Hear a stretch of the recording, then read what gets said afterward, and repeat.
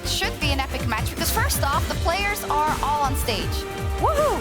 That's a win. Health is wealth. Now, this game is so important for Team Heretics. Do or die straight up as they face SK Gaming. One last shot at a group stage spot, and to keep the chance alive to at least play a tiebreaker going forward.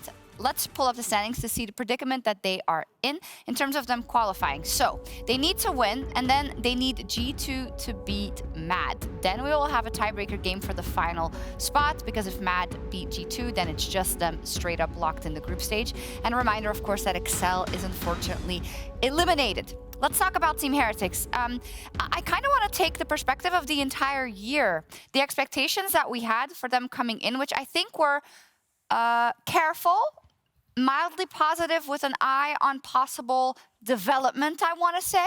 But that really hasn't come true in the latter part of their year. I think the key thing, right, that the Jankos signing came kind of late, and there was always like a question of where does Jankos go. I think a lot of eyes on, of course, Jackspektra, because he was tearing up the ERLs. I think in the context of every other AD in the league, we just had such a rocket start for so many other AD carries. So Jack kind of, you know, was put in the background, but I feel like that he's growing and growing more and more as a player. And I think, you know, some players just need additional time. And I feel like he is slowly getting more and more comfortable on stage. And I think Team Heretics are battling this general idea of what their identity should be. Because I think either they play it safe and they just try to create the composition that is going to kind of just like a slow turtle walk in the goal, which is what they did to qualify to playoffs. But in the end, they were faced with the hard truth that it's not a way of playing that kind of lasts.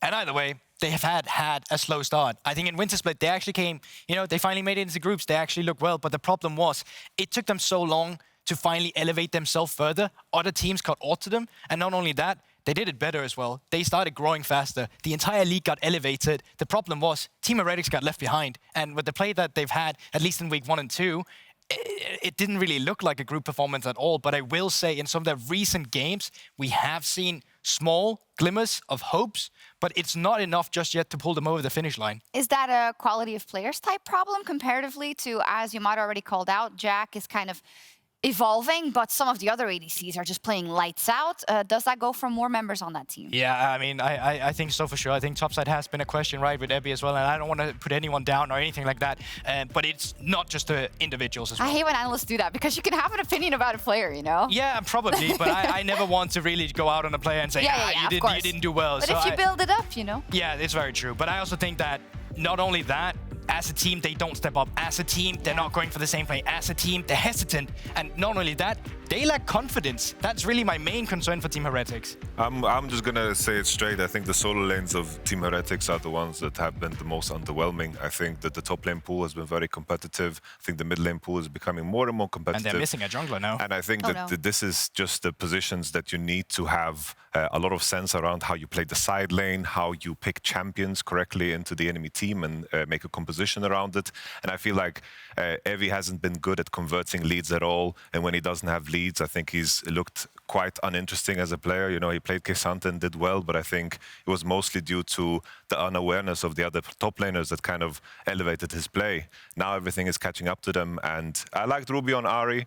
I saw some glimpses of hope, you know, with the Evie Tryndamere, kind of brought me back, but even in that game he had lead and just couldn't convert it, and this is where you need a lot more firepower. A lot more firepower indeed. As Guldborg said, sometimes we do see positives. Yesterday versus Vitality, they had a good start, but they didn't manage to close it out. Super frustrating. But what are the good things we saw? And is that something they can tap into today? I mean, I certainly hope so. I think Evie actually had his best game the entire season yesterday when he was playing that Jax as well. And just in general, actually, I think I do have a telestrate. I actually want to look over some of these plays as well. If, yeah, but yes, if you want now. So convenient. It was not now, but we're going to change it around for you. Sure. Go ahead. This is my show now, okay? So you stay over there, I walk over here, and I go over to Telestrator instead. Yeah, it's going to be quite interesting as well, because we are in a situation where I want to talk about some of the team things that they unfortunately didn't execute on too well. I think they started having better planning in general. We're in a scenario right now where I want to look at the items first. You can see Kraken Slayer and Lian just finished up over here, where on the side of Vitality, they actually haven't gotten there yet. And this is going to be really huge, because before Drake fight, they're looking for upset. Now, crucially for Mersa, he just missed his hook on the wall. So he does not have the wall. Individual mistake from Mersa. Mersa wants to go back. He still has the flash, but he's not looking for it. Now, Jankos throws out the ultimate, and we're in a position now where Upset didn't get his reset, so he will not have the shield bow. Jankos and the rest of Team Heretics is setting up here on the Drake. And you can see now, you get easy access to know when enemy team is coming into you here. You need to be in a position where you have this advantage as a team. You have Ruby coming around. You have the engage tool with the Nautilus. When you see Xayah here, you need to go for it. But they're so split. Ruby's looking topside on bows. Now Mersa's looking down on bot side. Jankos was looking at the Drake. Now he's polymorphed. Now they go back. And despite Team Heretics having these advantages, they're never looking for the play together. They lose out on the Drake and they lose out on the fight. And it happens again and again and again. In this situation, they're still very much competitive. They still got chances to come back into the game. Now Ebby is going to be on a flank. Ruby and the rest of Jankos can look for a potential engage with the Sejuani. You have to follow up from Mersa. So let's see how this fight plays out instead. Mersa playing on the back, looking to Hex Flash into it in a moment, but no one's walking forward. And now, when the engage will finally come through from Jankos in the middle of all of them, look at what happens on the top side here. Ebby's gonna hit a pink ward. Bo can CC out with the clone. The CC was not layered. Mersa is late because of the Hex Flash. They're gonna, once again, kite back. They're getting scattered. The fight gets chaotic. They're losing the Drake. They finally start coming back into the game. They think to themselves, wait, we can actually win this. We're stronger than them. We can finally come back. So they're gonna lose out on the Drake. And in turn, they do get all the kills in the team fights. But the problem once again and again and again from Team Heretics is that they're afraid. They are lacking confidence. And you can't be lacking confidence when it's do or die for you. It's show up or shut up in this scenario for Team Heretics, because they got no choice. Either you play it like you mean it, or you're gonna go home and you're gonna wait till after MSI. So we're gonna see now as they can actually show up as we send it over to Jamada and Medic for picks and bans. Thank you very much, Guldborg. They have done the first step in showing up today because they are here. They're on the stage. In the LEC studio on the stage. I'm Medic, that's Jamada. We are here for what could be 4 games, what possibly will be 3 games as well. If Heretics win this game, of course, they can still get that tiebreaker against Mad Lions. If they lose, though, they are out of contention for the group stage in 2 weeks' time. That's it. That's the phrase. Do or die. Do or die. Show up or shut up. For that, draft.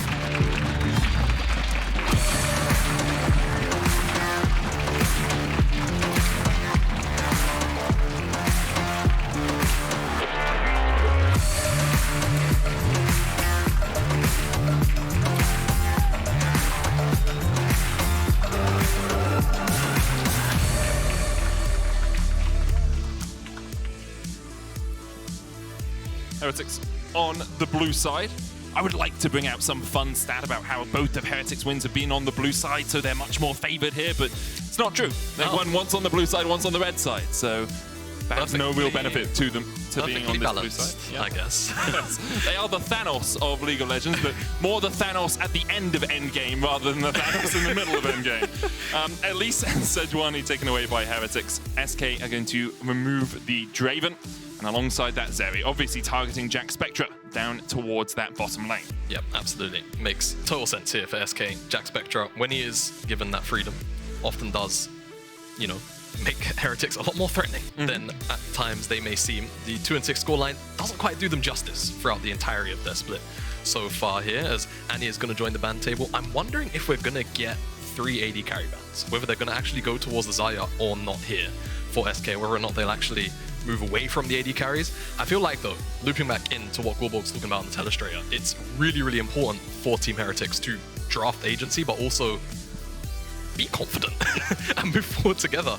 And I feel like that has been the key lacking thing for them. Part of that comes from simplicity as well. Like, pick things that can just press R together, that can go in together. The Rakan taken away from Mersa, probably his most successful champion so far this year, so no real surprises there. And immediately Xayah locked in for Jackspektra, will be his 2nd game on it in Spring Split. SK Gaming obviously still fighting to be out of 7th place. If they lose, they could still drop into the lower bracket, lower part of our group stage bracket. It could be picked by BDS or Astralis when we get to the draw show, which is at the end of the show today. Even if we have a tiebreaker, it will be after the tiebreakers, so make sure to stick around after the games have concluded. Absolutely, and now SK, they go towards the Varus, strong early laning phase into the Xayah, and then the Maokai as well. So a lot of immediate poke that you have to walk into here. So for SK, getting forward into objectives is going to be critical, but this is what I love to see from Team Heretics here. Vi plus Ahri, immediate mid lane and jungle agency. Once that level 6 comes in, Sertuss is going to have to play very carefully, and actually with that in mind, I'm curious about what he's going to play here. Will there be something like Talia to try and shut down on some of the mobility of these picks, or will it be something a little bit closer towards like an Akali, an assassin pick, effectively, that type of mobile to try and just, you know, survive the early laning phase, but then blow up one of the squishies on the back line? Oh, for the moment, they're going to leave it for the second rotation. Jack's locked in for Irrelevant up towards that top lane. Means that SK can ban out some of the top lane answers to the Jacks if they so desire. Gragas, one of those, and they will take him out of the pool. I do like the Ahri for Ruby, as you say, the synergy with the jungler, but also the fact that Ruby's had one game on it in spring, and it was a very good game for him. 4-1 and 16, I believe, against Mad Lions. Needs another performance like that if they are going to challenge SK today. Absolutely, and now Team Heretics doing their due diligence and removing away the Ashe on the bottom side. They don't want to run into double AD carry inside the lane. That would be a little bit oppressive. Already the 1-to-1 AD carry matchup can be a little bit rough in the early stages. Wouldn't be surprised here. I was actually going to mention maybe removing away Evi's Cassante, just because it's Evi, and Cassante has been quite synonymous with him, but also the Cannon makes perfect sense, a lot of backline threat, and right now there's not necessarily anything that could stop him from finding backline access, as well as it just being a very good one-to-one matchup into Jax in the early laning phase. So I think now Team Heretics, you could try and pin down something that you don't want to have to deal with in the mid lane, but I also feel like you're quite open to just remove away another DOS, engage champion potentially. The choice is theirs, time's ticking, we'll see what they go for. Well, Renata's going to be the option. I wonder if SK, I mean, I was thinking maybe you'd go for something like a Braum here as your support. That gives you a bit of safety. If the Vi goes in, you can put the Unbreakable behind her so the defenders can't get through. It's not the best. Doesn't give you that much push in the lane either, but it gives you a bit of protection for your backline. Yeah, the team fighting's going to be fine, and you've got quite a few auto attackers already. It's just about the laning phase, right? I think when you've already got Varus, you want to try and draft something to sort of be in line with that and try and, you know, push the envelope in the lane. And I think for Sertuss going towards this Azir here makes a lot of sense. You can outrange the Ahri in the early laning phase, and when it comes to the level 6 mark, all you have to do is just kind of dash back, not get hit by the charm. Even if the Vi ult connects, as long as you try and create as much distance as you can often find yourself safe from those ganks. But I expect this now from Team Heretics. Leona, Nautilus, anything like this to just go forward. You could also technically go Lulu, but I really would like to see more proactivity here. Yeah, get some engage, something to follow up alongside that Vi, even initiate for the Vi. A long-range depth charge can allow the Vi then to chase in. Malphite's something we have seen a little bit here in the LEC over the last week or so. I would like it here. I think it makes so much sense. Yeah, the Analyst has to be a bait, right? Yeah, no, it's just fun. It got buffed, and I remember a couple of people like, I mean, AP at the top? Probably not. Okay. Ooh. Back to the Cassante. It seems for Heavy will be locked in the end. Not quite as much follow-up as something like a Malphite, but is a very strong disruptive tank if you can get him into team fights. Yeah, and I mean, I feel like when you take a look at SK's composition, it's not necessarily going to have access to damage to burst out an all-out Cassante until around 2 items. So I don't mind it if Team Heretics here, when you look at the composition, it's about going forward. And you called out the Braum, it makes sense. It's a Nautilus blind, I know, you're amazing, medic, but for SK, it's all about CC, it's all about team fighting, it's, you know, just about neutralizing what Heretics are trying to do, because what Heretics want to do is move forward and move forward a damn lot. And I think I totally agree with your read that push prio is really important down towards the bottom side. But if I'm SK, I just say, I mean, they have a lot of tools to get on us. Let's just disengage a couple of times. Like, a Gragas would have been great as well, but Braum does exactly that. The Azir, Emperor's Divide, the Nature's Grasp, you have so many tools just to distract Heretics for as long as possible, to divert their attention somewhere else, and then you can look to step back forward with the Jax and with the Azir. Yeah, absolutely, and I think that's going to be the name of the game. I think for SK as well, get in front of the objective first. Going to be very, very crucial, just to ensure that even though Heretics don't really care what way they go, they're probably going to be going in. For SK, it's about getting those optimal teamfight setups, and if you're checking into Fog, it's going to be rough against so much engage. It really is. Heretics' lives on the line, have to win this to at least get a tiebreaker with Mad Lions. Of course, they need Mad Lions to lose in the next game against G2 as well. SK Gaming already into the group stage, but can still get a more favorable berth if they are able to win this one. Huge game for these players. Some of them, especially players like Jankos, who've had actually some pretty exceptional splits, have to be able to perform when it matters most. Let's get into it. Heretics versus SK.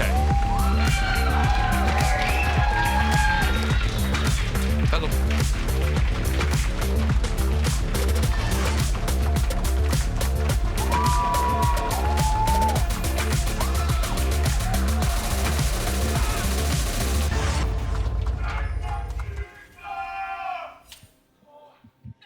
Not sure what that was, but it was very enthusiastic. It was. Which I like. I like it when the crowd, you know, it starts to build up some of the hype with finals, you know, groups and playoffs all being here in the LEC studio. It's great to have loud voices in the crowd who help bolster all of our moods as we get towards the end of spring. Crazy that we've already been through 2 splits. Well, 1.5 so far. Yeah, when other teams are just rounding out their first. It's strange, you know. Yeah. I've come over from the LPL, and we haven't even started playoffs yet. Yeah. Like spring playoffs. So feels odd. Does feel odd, but it's good for us as well. We're seeing new teams actually rise to the fore. You know, BDS and Astralis up near the top. SK have been another team that have really performed above expectations, I think, coming through this year. The end of this the spring split has been perhaps a little bit more under the weather for them, a little bit more disappointing, but still looking to get into our top 6. Well, they're already in our top 8, so looking to get into the top 6 for the group stage. They went for an invade here, was spotted on a ward. They swept that ward out. Markoon can smite the red, secure that. Will go for the Razor Beaks as well, while Jankos is going to start on his top side of the map. now we actually saw something very similar against Team Heretics the other day in their Astralis matchup, where Astralis had a very similar invade to this, where effectively Jankos was kind of cornered off to one quadrant, and he did end up eventually getting a CS lead, but what it did do was shut down a lot of early access to lanes. Markoon's just going to go for a passover and again just continue to keep him in one quadrant. So we're going to have to very eagerly track exactly what Jankos is going to do with that in mind. That's a flash forward. They need one more minion for the level 2. They get it now. Mersa can look for the hook. Lands as well. Concussive Blow's doing a lot of work. DOS low down to 150 HP, but able to walk away. DOS and Exakick chugging through those potions. There's a biscuit for Exakick as well. He can use that at any moment to try and get a little bit of extra health back. We see that bot lane pushing in, expected from Mersa and Jackspektra. Irrelevant stacking a wave up towards this top side here, diving in with a counter-strike as well, just to chip away at the Cassante. Yeah, but Markoon was pathing down towards the bottom side, and I expect that's where a lot of the action is still going to remain. Jankos done his 3 camps, and he now is looking for more farm, and he's got mid lane priority from Ruby, so not necessarily going to be alone for the immediate. But Markoon being very, very apprehensive about his pathing, going down towards the ground first, because he knows with Team Heretics having priority, this invade could definitely happen. Will be spotted out. How much disruption will Team Heretics be willing to throw his way? The Grom's going to reset, so there's a little bit of damage done, a little bit of tempo earned back, but will they fight for this blue buff? It looks like they're going to. Jankos has the smite, so does Markoon. No vision for SK. Smite goes down. Jankos gets a buff back. Net loss of 1 camp for him. He lost the Razor Beaks and his red and only was able to steal away the blue, but overall, a good little gain back. He could even go for double scuttle here as well, knowing that Markoon's on the bottom side of the map, gets this bot side, and then could go all the way through mid to make sure that he gets both of the crabs. Yep, I like this play overall though, because you saw Mersa, Jackspektra, they got super aggressive from the level 1. It's kind of one of the few windows you have in a bot lane like this to get aggressive without potentially just getting punished back with the concussive blows. So trying to just secure Jankos a little bit more, and also just using that lane priority, and also just covering to ensure that Markoon doesn't get down there. Really, really solid sequence of plays, and they will just return back to his Krug. So nothing over the top, but at the very least, Heretics responding to that level 1 invade. Yeah, and yesterday we saw Jankos really put behind in the early game. Really, his ability to play around the map was very much neutralized by his opposition. Here, you can see Heretics investing a little bit more into him. Ebby looking for the Q3 knockback. The Intofo strikes, irrelevant flashing, counter flash. Jump forward with a leap strike, one more. Oh, no, not in range. Ebby didn't have the Q3, just Q1 there to chip away at Irrelevant once again, but the wave not in the best of states for the Heretics top laner. I think Irrelevant might actually be able to hold it outside his tower range, establish a freeze up towards that top lane, and Ebby is going to be calling for Jankos' help pretty soon. Yeah, you'd have to imagine the lane state as it is. Teleport comes out. I think Irrelevant will probably be forced to teleport as well. Yeah. And then it should just neutralize out as Jankos being on the top side. Markoon's not really giving it much attention. Feels like it's not necessarily worth it, because at the end of the day, 2v2 can be a little bit awkward with Maokai sometimes. It's all about like first pounce, things like this. Whoever's getting the first amount of burst damage on a target in a matchup like that. Level 6 just gets even more volatile as well, all out Jack's ult. So I think just leaving it for now, because they don't want to necessarily make it a volatile lane. Right, understandably, right? Irrelevant has had this Jax band out against him a lot, but it is one of his signature picks when he can get his hands on it. Very impactful, I think, alongside Nah. Jankos is going to work his way up towards this top side. Wave, as we said, for Ebby a little bit further forward than perhaps he would like. Jankos just covering Ebby now, and Tofu strikes coming out. No flashes on either of these top laners, remember. And whoever loses this bout, whoever loses this battle, has no TP and no flash. So getting back to the lane is going to be tricky. Ooh. Likely to lose some plates. Counter-Strike being used by Irrelevant. The wave stacking up now towards Ebby. It's a fair window, but I feel like Jankos, having not reset yet, just doesn't really fancy his chances. It's like one of those old school windows at the front of, you know, those big stately homes. You know, it's a fair one with draped curtains, maybe stained glass. Right. It's quite a nice window for him to go for something, but he decides against it. Perhaps worried about the glass. Worried about That was one of my worst jokes ever. I was wondering where he was going with that. I'm so sorry, Jamada. That was awful. It's okay. It's all right. You know, I'm not It's going been to a rub long your face in weekend, it. my dude. I've been playing, I've been in the D4 beta the entire time. Oh, you know, man. channeling my necro skills. Right. Necromancers, I think I associate with a lot because they're just doctors who arrived a little bit too late. You know? Someone really liked that joke in the crowd. It's like, you're sad about your nan dying? Don't worry, I can bring her back. She's doing the dishes right now. Oh, God. SK can set up this Drake, though. You can see Heretics maybe looking for something. Ruby's coming down as well, but the Dragon already secured as the smite comes in for SK. Heretics were a little late to the punch. The hook goes down, but Doss, once again, puts the Unbreakable down. Jankos trying to put the damage back in. Emperor's Divide coming out, dodged away by Heretics. Jankos invests the flash to do so. Yeah, that choke is just so dangerous for Team Heretics to overchase into Braum, Azir.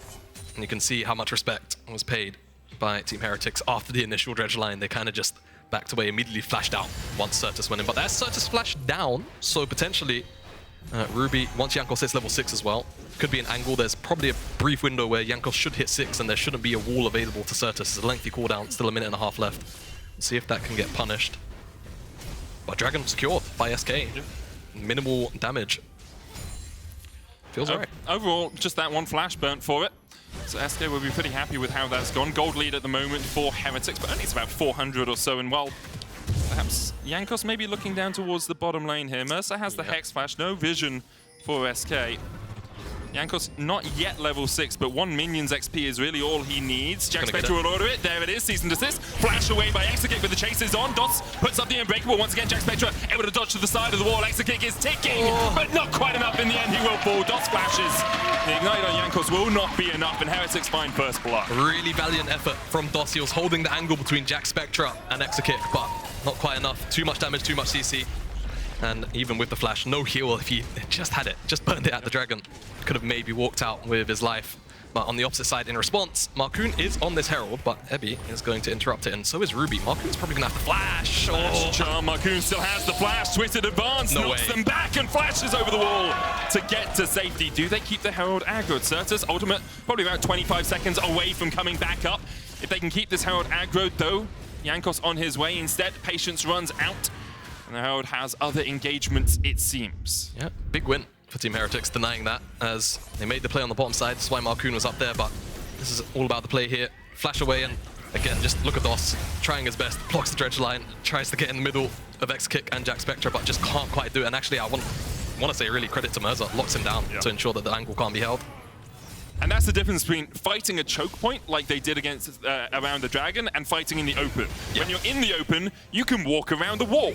But when the wall blocks off the entirety of the passageway, it becomes a little bit trickier. You have to get a bulldozer or a sledgehammer or something to knock that darn thing down. Otherwise, you're never going to be able to find the fight. Exactly. Very, very rough. Now, we'll see how SK are going to try and reapproach this Herald as Markoon is on it yet again. There's a couple of resets coming out from Team Heretics, so this might just be a bit of a freebie, to be entirely honest with you. Evy's gone back, Ruby's just teleported back to the mid lane, and Jankos is down here looking for the blue buff second spawn. I'm going to be honest, if I'm Heretics, I'm probably thinking about how do we kill this bot lane over and over again while their flashes aren't up, rather than how can we secure the Herald, and that's exactly what they're doing. Cease and desist available for Jankos once again, the TP coming out, there's the depth charge, but with the TP used, Heretics just back away. Abby can TP, can just fight up in that top lane as Irrelevant was taking tower plates. You can see Sertuss joins up in the mid lane. Ruby came across as well as they look to take away this blue. Rift Herald secured for Markoon, but net positive, you feel, for SK as they did get the Herald and only had to burn a TP to do so. Nature's Grass coming out. Mersa tanks it. Not sure he knew that one was on its way. Cease and desist onto Markoon up towards the top side. Mersa the sacrifice for Heretics. Markoon going forward. Ruby going back. Great better usage there from Jackspektra to get away with the Featherstorm. Sertuss looking for the double root once again. The feathers pulled back. Charm used on DOS. Ruby's going to try and fight the support up towards the top side. Sertuss trying to put the soldiers down to kill off Jackspektra, and we'll get him under the tower. Ooh, the Vault Breaker coming in. DOS already dead. Jankos looking for more. The Emperor's Divide's only going to buy you a second here, Sertuss. Those bodyguards can't do too much against the oncoming Heretics. Mersa here will look for the CC. Roots up Sertuss, locks him in place, and Jankos takes the kill. Yeah, give it to Jankos, why not? Ruby's already got 2 kills. Really, really solid play here for Team Heretics. Responding to what was an SK engage. It was SK looking for this. Like you said, Mersa maybe didn't see it, maybe just didn't have to tank it. I don't think he can really get out of the way of it, to be honest with you. And just gets locked down, but on the top side, immediate response from Ruby, from Jankos, and this is what we need. Just consistent in, follow up with the charm, but this Featherstorm from Jackspektra so good, and also the pullback interrupting Sertuss from potentially getting a bit of an immediate shuffle, because it's a really weird angle. He could maybe pull him back in. Sometimes the sweep is a bit inconsistent.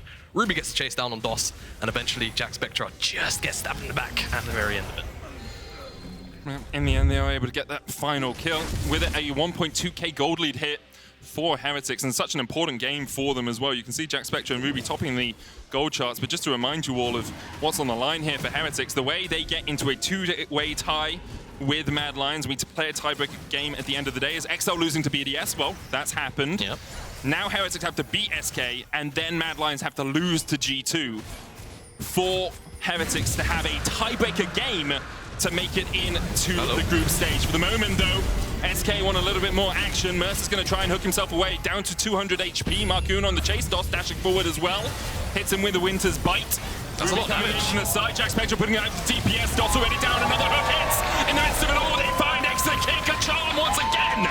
And Heretics will not be silenced. They are unwilling to give up the ghost quite yet, as they manage to pick up 3 kills, 4 kills in fact, and take a 2,000 gold lead. Heretics showing up big here. SK kind of just over-chasing, feeling a little bit frustrated maybe that they lose the dragon in the fashion they do. And remember, it's their comp that Flourish isn't going backwards. They're chasing into the choke this time. They just get eaten up by all of the AoE. I think it was mostly Ruby. Even Jankos knocks back 3 people, I think, with the ultimate. So it's all about this initial engage. Mersa gets really chunked out, and they just see a bit of red as they chase in. And I'm not entirely sure really that they even have to go for this. They can go back towards the bottom side. There are quite a few other options they can look for here, but all of this AoE is nasty. DOS gets one shot. Dredge line in the middle of all of that as well. Mersa gives over his life, but I don't think he cares. 4 members go down, and even Heavy gets involved in the mix as well.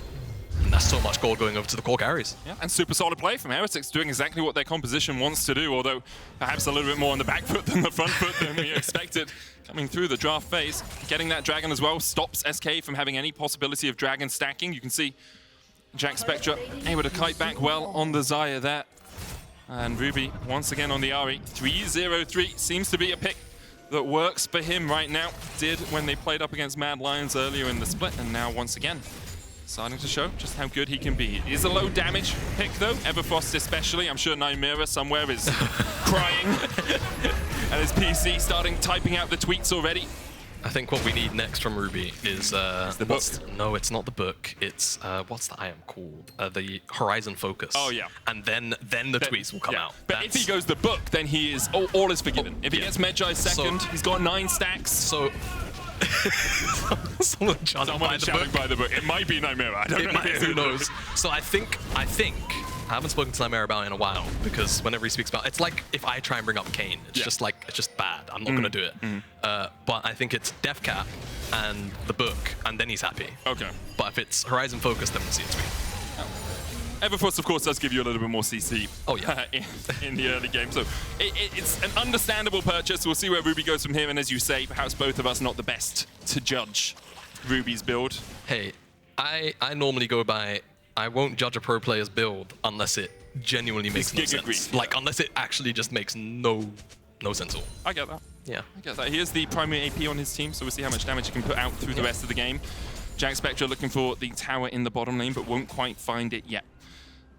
15 minutes into the game, there's a 3,000 gold difference between these two teams. Well, 2.6k But at the moment, you can see where that gold lies. The carries of Heretics are ahead.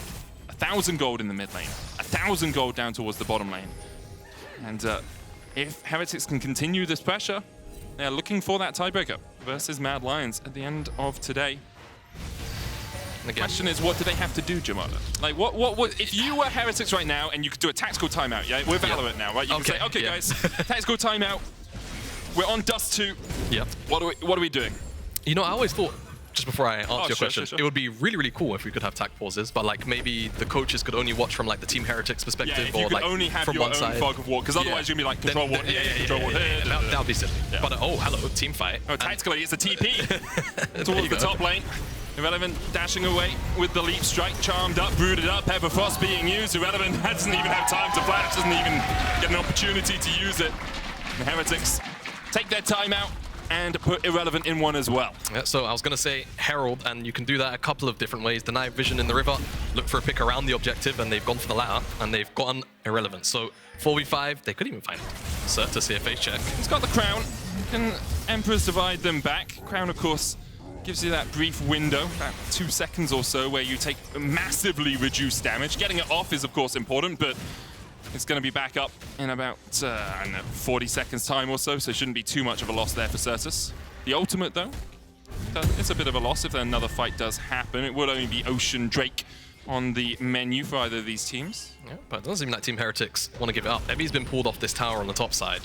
Doesn't have teleport, so he's walking his way down. SK have control of the bottom side for now, so it does mean that Team Heretics are gonna have to walk into a couple of saplings, maybe a little bit of poke from the Varus, but it's on hit, so it's not necessarily hitting as hard as it could. But Team Heretics don't care about this control on the bottom side. Just going for the mid lane charge, they'll get the tier 1.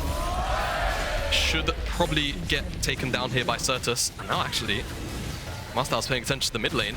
SK just entirely yielded this, deciding to cross map for the top side.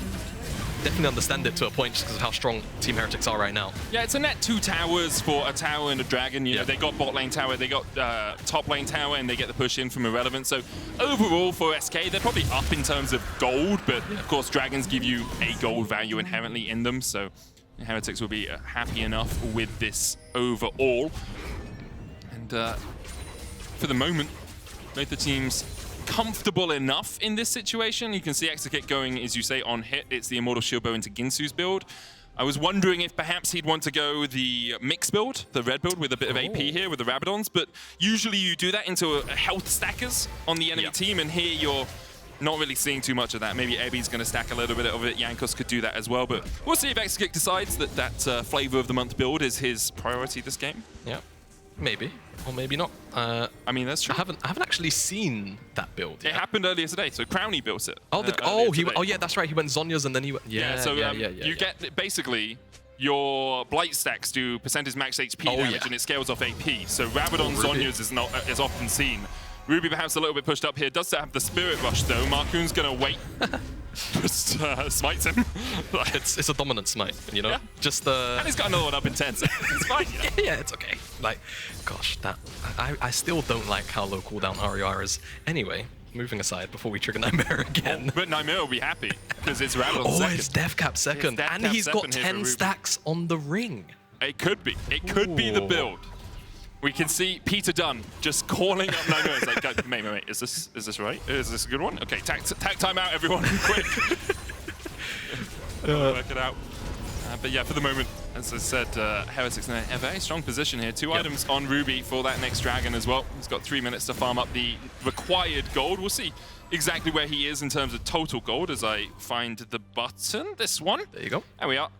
Yeah, so he's only got 400 gold in his inventory right now, but he'll be getting a little bit more, obviously, before the next dragon spawns. And my expectation is that things will slow down a little bit here, Jamada, before that dragon comes out. You know, Heretics don't mind waiting for it, and SK will be happy enough to try to get towards their second items on their carries. A lot of scaling available to SK, just flatly. Jax, Azir, on-hit Varus.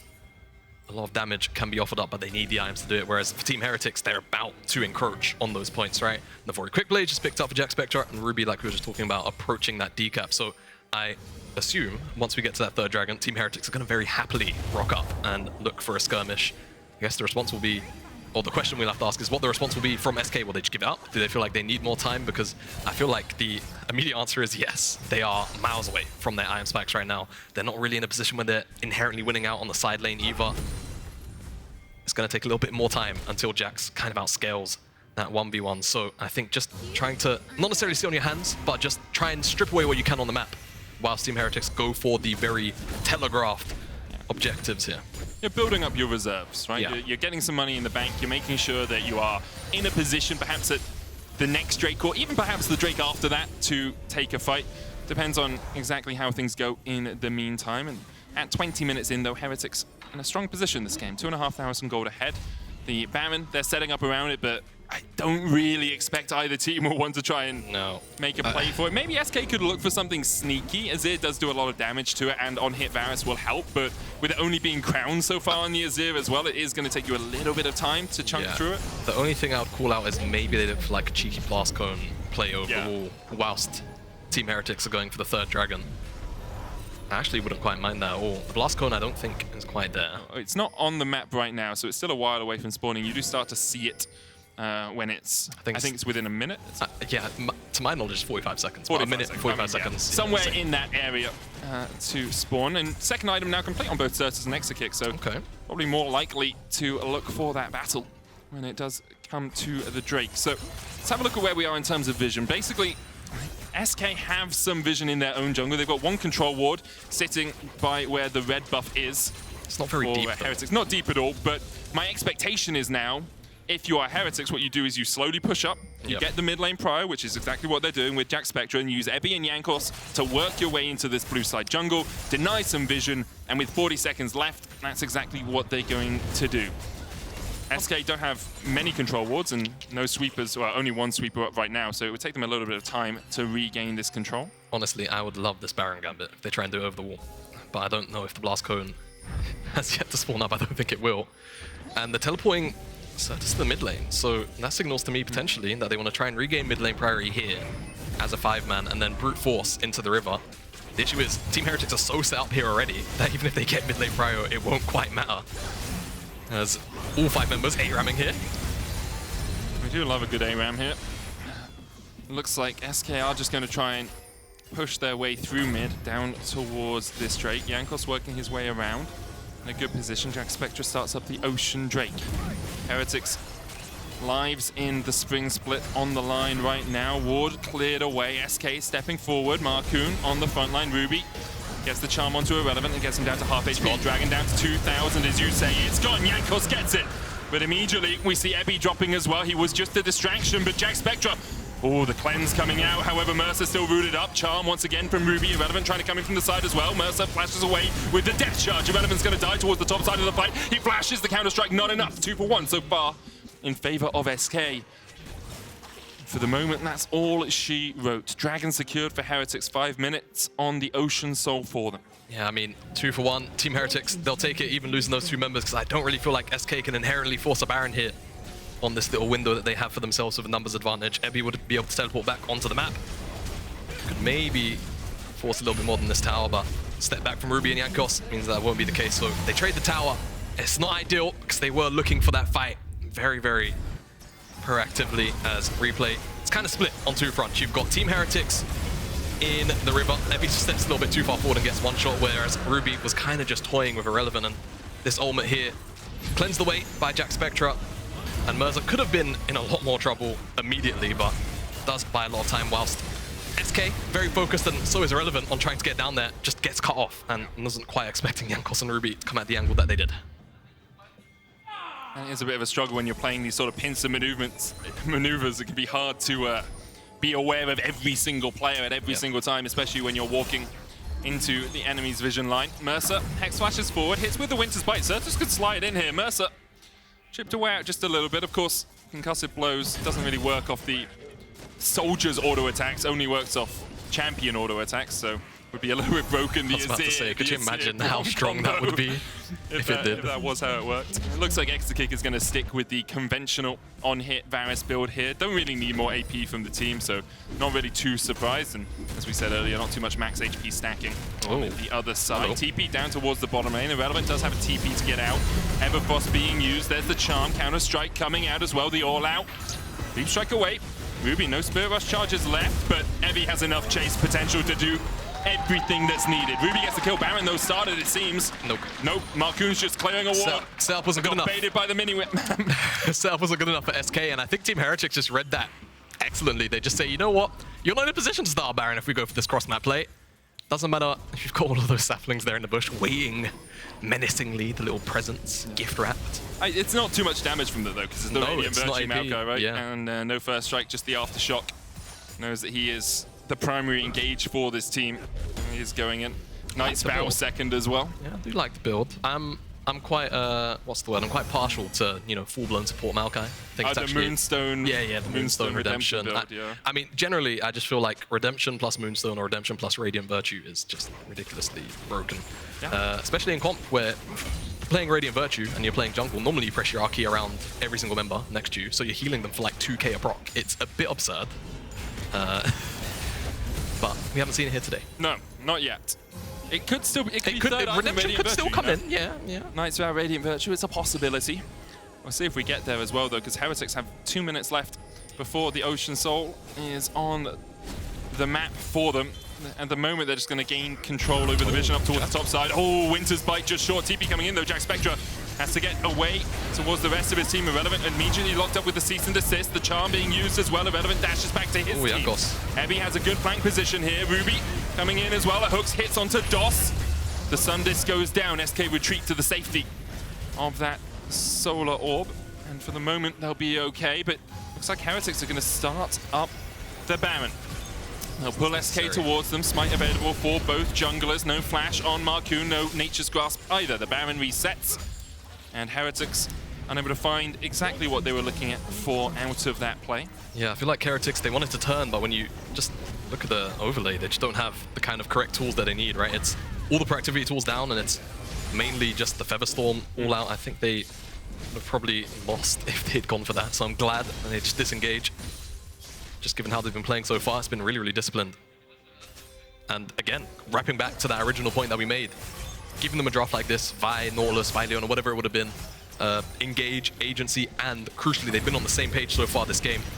And SK just 1 or 2 oversteps like this. Charm the Everfrost Ruby. Living up to that Rabadon's death cap. Death in the name and death by nature here for Heretics. 17 seconds on the Ocean Soul. SK still going to fight this without their Braum as the front line. Now, Abby can come in from the side. The charm hits onto Markoon. There's the hook follow-up. Nature's Grasp being used as well, but Jackspektra already dishing out the DPS with the feathers. Jankos on a rampage now. On the back line, another falls. Irrelevant will die. Ruby goes godlike. Mersa look for the hook. The charm hits once again. And it's just demolition for Heretics. Ruby is on point with those charms. He's dishing out so much damage. No one could get to Jackspektra either. It's just a very clean, I suppose, front to back for Team Heretics, but SK overcommit once with DOS, and then it's a 4v5 where they just feel like they have to commit, right? It's one of those things, you're going to lose soul if you don't. But Heretics, Evie as well, stepping forward, I think stunned 3 people with the W. Just buys so much space for them, and they get the soul. They almost get this tier 2 in the mid lane. And once they come back off of this reset, you expect Baron will be in their eyes. Yesterday against Vitality, Heretics had some moments of brilliance, some moments of glory. Ebby especially, you know, 8-3-2, I think, on the Jacks, and when that game slipped through their fingers, I thought that was it. I thought, like, that, how do you come back from that as a team that has been so close so many times to picking up the wins but hasn't been able to, as Ruby once again with the charm goes legendary. Shadow Flame third on this Ahri. Ruby, just play it every game, my dude. Currently undefeated on it this split. And Heretics looking for a date with Destiny, looking for a date with Mad Lions, of course. For Heretics to make it into the group stage, they still need Mad Lions to lose the next game. Baron secured, SK maybe overstep, Mersa flashing forward. They lock up the Azir. Sertuss down. Irrelevant tries to get onto the back line, but the counter-strike is counterintuitive, it feels. It baits him in, but in the end, he is able to pick up one. Exakick will fall as well. Ebby on the chase now is Irrelevant. No flash. Does have the dash, does have the jump to try and get away. But Ruby has Flash Charm. Irrelevant. Jumps again with the leap strike. Ruby spirit rushes back up again.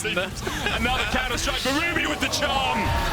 Oh, it's delectable, it's delicious from Heretics. He's not missing, is he? Call him Cupid because he does not miss. These charms land every time. And this arrow, so close.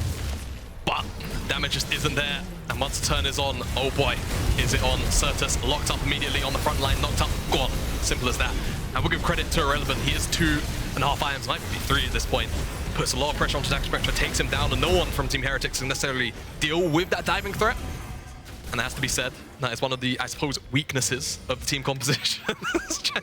It just sinks into his seat. The thing is, you got a guy smacking you with a lamppost. Yeah. Often that's the expectation. You know, you're gonna die in that situation. All you have to do is put down as much damage as you can before you go down. But so far this game, it's been the Ruby show. I think I can name there've been 3 games where Ruby's really popped off, and one was this spring on the Ahri. One was his first game in the LEC on the Casio, and then this game. But when he pops, this guy just don't stop. He's like a Pringles can.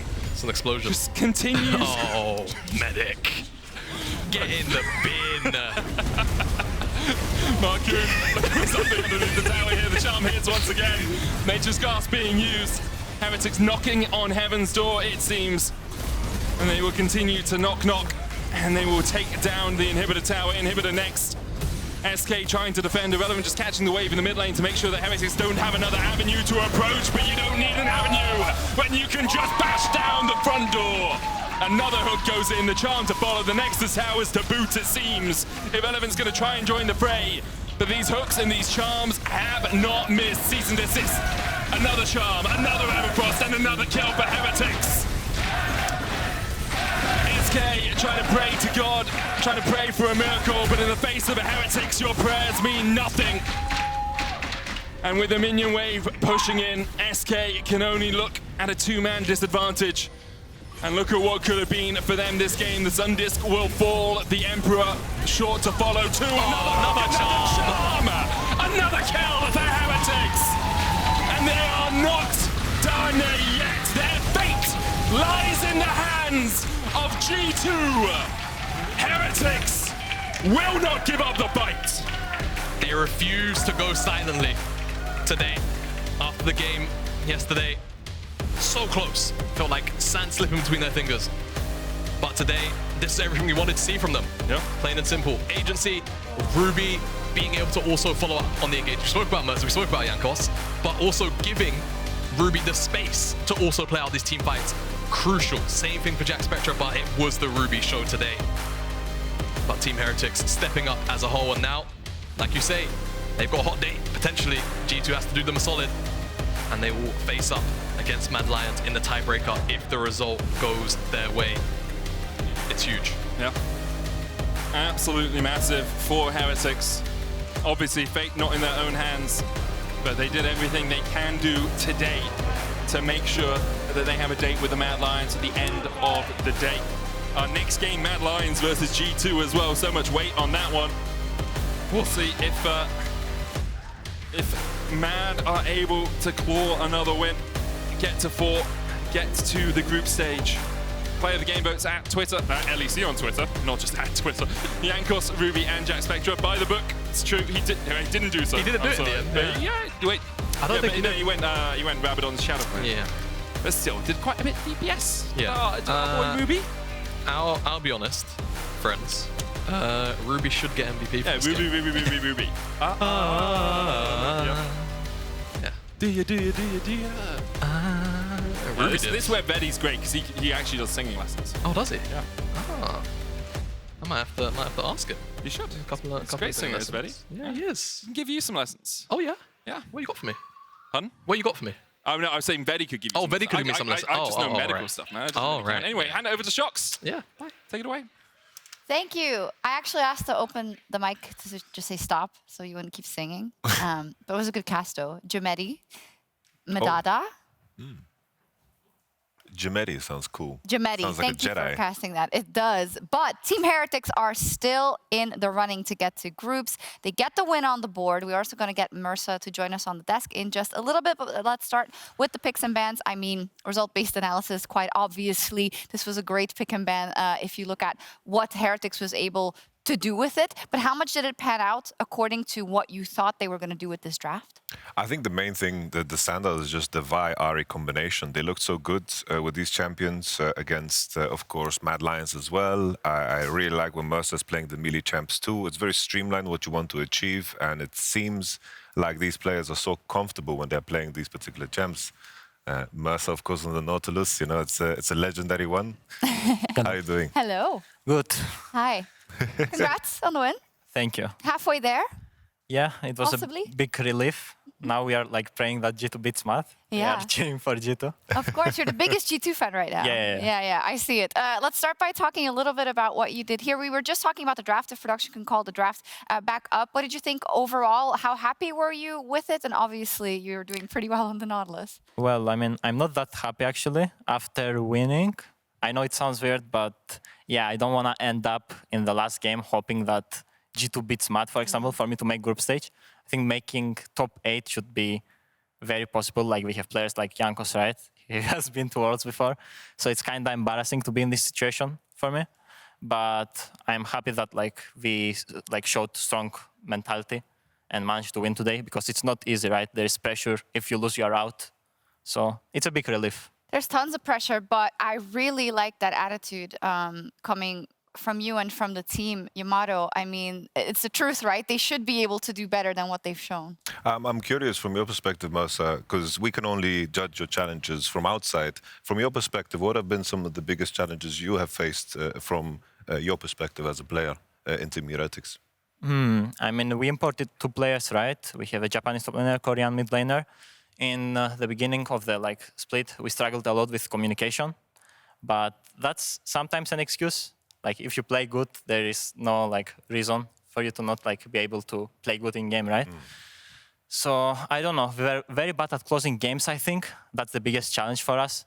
Our early game has been pretty good. I think there are many games where we are 4-5k gold up and we can't close the games because we are getting caught or making very silly mistakes. So that's the biggest challenge. We have to fix our late game, mid-late game. Yamato said when asked about Heretics and making the run today this morning, he said he wanted to see you and Jankos team up a lot together and make sure that that synergy is on point. How good do you think that synergy is right now? I think it's not that good right now, but Jankos veteran, right? And very, very good. I just have to, I don't know, get along better with him outside of the game as well. It matters a lot. And I feel like that translates into the game. And if we get closer, I think I will be able to speak up more as well and call him more when I'm about to ward or something. There are many times where I get caught while going alone for wards, and it's something I'm trying to fix. So yeah, I think we need to work more for sure. I see. That's very interesting. And yeah, that is one of the things that does come with time, unfortunately, because you can't force synergy. No, 100%. I think that the fact that you mentioned that you guys managed to get some good early games going, I think that's the biggest contrast from this split to the previous one. And I think how you've translated the later parts, I think that's like a good starting point. At least you know that you're in a position where you're holding the gun and you know that the mistakes are on you, rather than faltering in the early game and facing this frustration of maybe reviewing games where you're like, where do you really start? We just kind of lost in the early game. I think that contrast is good, and I appreciate how candid you are about your situation. I think that all things considered, if you make it through this hurdle, I think that you guys have a good foundation to build on, because the early game in the end is something that's so important. I'm curious from your perspective, in terms of how the meta has shifted. I always associate you with the Leonas, with the Nautiluses. How do you feel in terms of how your adaptation has come together now with Jack? The previous meta was the Lulus and the Yumis. And your Yumi is also legendary. But how do you find your place currently together with Jack? So basically, coming into the new year, like in Winter Split, I tried to play different kinds of champions, like enchanters, Varus support, all kind of type of things. But right now we're in a difficult situation, right? And I had to pull out my comfort playstyle. And that's Nautilus Leona, as you mentioned. You miss out of the meta. I'm happy it's out of the meta, actually. I think we all are. But yeah, Jack as well. I feel like he's very good, hyper carry player / aggressive in lane. So things like poking champions like Ezreal, Varus don't fit him that well, I would say. But things like Draven, Kai'Sa, Samira, I don't know, those type of champions he's pretty good at. So we are like trying to figure out what works best for us. And today, our combo was pretty easy to execute, I think. We took away the Xayah, picked Vi and full all-in like champs.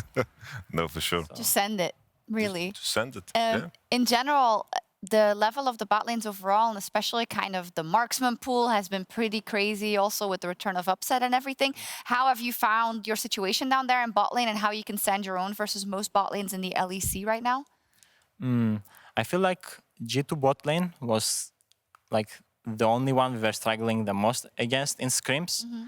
And like losing to them and like getting stunned by them in scrims feels nice actually. You learn a lot of like small things, small details. For example, Mickey was like one of the ones that inspired me this split, like to keep spamming Nautilus. I was like very surprised of his Nautilus, like he would hit those hooks when you didn't expect them to be able You're not to supposed hit you.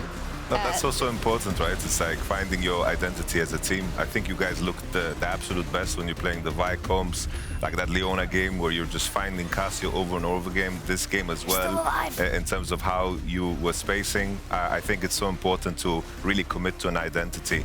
How have you found in this split in terms of the search for the Team Heretics identity? I saw many different sides of it throughout the split. How did you guys prepare coming into this day when it's do or die, and also coming into, of course, the potential tiebreaker game? Yeah, I mean, we all agreed to specialize on one playstyle, unless there is like a very good angle to pick like something else which doesn't fit like with the theme we are going for. Then it's okay, right? But yeah, we decided that going in, all-in comps are like what we need right now, and it would automatically like playing the similar comps all the time make us better at team fighting, right? Yes, we yes. would not hesitate and stuff. So yeah, that was the plan for this week, and I think it worked in the end, but let's hope G2 beats Matt. And Let's see, indeed, and let's hope for you that they do. Thank you so much, Mersa, and good luck later if you're going to need it for the tiebreaker. G2 versus Matt is after the break. Heretics need G2 to win to force a tiebreaker game versus Matt for the last group stage spot. Also, the Warner Song of the Week, you've heard it already. It's Nikes by Joel Corey and Ron Carroll, and make sure to check it out on the official LEC Spotify playlist while we wait for our next game, Mad Lions versus G2 Esports. I'm walking down the street. Hello. You ready to win, Abby? Or lose? Are you ready to lose? I'm ready for win. For win, okay. Yep. Good to know, good to know. Yeah, that's good. Yeah, I got TP. I got TP. Oh, you can hook, you can hook. Yeah. It's good, it's good, it's good. Jax. I will pull from Jax, I will pull from Yeah, Jax. kill Jax. Okay, Yeah, we'll peel out. Oh, okay, Kazanta flashing in. I champ Varus. Okay, Nice. Can we end? let's try.